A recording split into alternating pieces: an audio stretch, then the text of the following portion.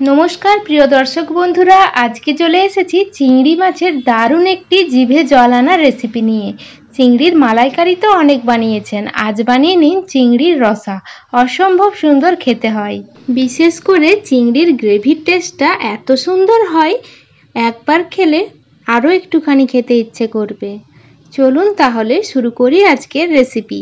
আশা করছি ভিডিওটি শেষ অবধি দেখবেন, আর রেসিপিটি যদি আপনাদের ভালো লেগে থাকে তবে চ্যানেলটি সাবস্ক্রাইব করে নিয়ে আমার পাশে থাকার অনুরোধ রইল।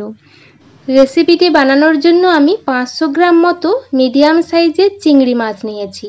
মাছগুলোর ওপরের শক্ত খোসার মতো অংশটা, পায়ের অংশগুলো ফেলে দিয়ে ভালো করে ধুয়ে পরিষ্কার করে নিয়েছি।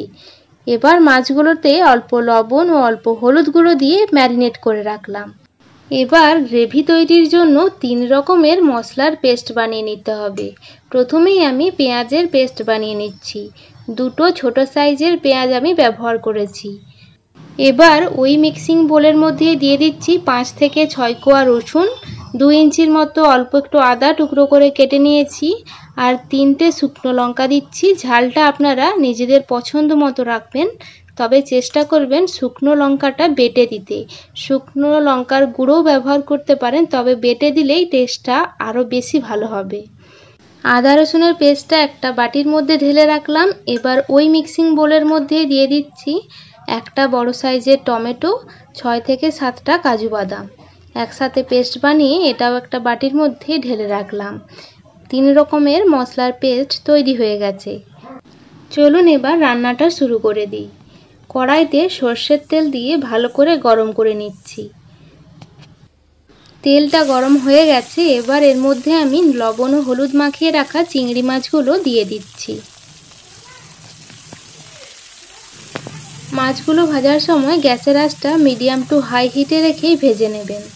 তবে চিংড়ি মাছ খুব একটা কড়া করে ভাজা যাবে না। চিংড়ি মাছ একটু কড়া করে ভাজা হয়ে গেলে অনেক সময় চিমড়ে হয়ে যায় বা শক্ত হয়ে যায়, এর ফলে খেতে খুব একটা ভালো লাগে না। তাই হালকা যখন লাল লাল হয়ে আসবে সেই সময়ই মাছগুলো তুলে রাখবেন। মাছগুলো ভাজা হয়ে গেছে, এবার অন্য একটি পাত্রে তুলে রাখছি।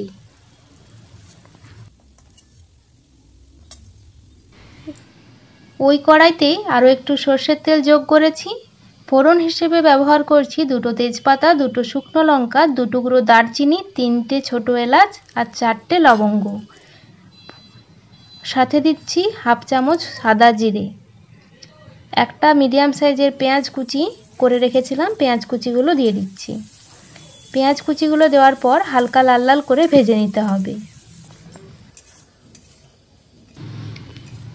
দেখুন পেঁয়াজগুলো হালকা লাল লাল করে ভাজা হয়ে এসেছে। এবার দিয়ে দিচ্ছি পেঁয়াজ বাটা। পেঁয়াজ বাটাটা দেওয়ার পর কিছুক্ষণ একটু কষিয়ে নিতে হবে। পেঁয়াজ বাটা থেকে যখন হালকা তেল ছেড়ে আসবে তখন যোগ করে দিচ্ছি আদা রসুন ও শুকনো লঙ্কার পেস্টটা। প্রত্যেকটা মশলায় একটু আলাদা আলাদা করে কষিয়ে নিতে হবে, এতে করে গ্রেভির টেস্টটা অনেক বেশি ভালো হবে। আদা রসুনের পেস্টটা থেকে যখন তেল ছেড়ে আসবে সেই সময় দিয়ে দিচ্ছি হাফ চামচ হলুদ গুঁড়ো, হাফ চামচ জিরের গুঁড়ো আর হাফ চামচ ধনিয়া গুঁড়ো। লঙ্কার গুঁড়ো আর ব্যবহার করছি না, যেহেতু শুকনো লঙ্কা বেটে দিয়েছি, না হলে অনেক বেশি ঝাল হয়ে যাবে। তবে কালারের জন্য আপনারা কাশ্মীরি লঙ্কার গুঁড়ো ব্যবহার করতে পারেন। মশলাটা কষিয়ে নিয়েছি, এবার দিয়ে দিচ্ছি টমেটো ও কাজু বাদামের পেস্টটা। সাথে দিচ্ছি হাফ চামচ চিনি আর পরিমাণ মতো লবণ।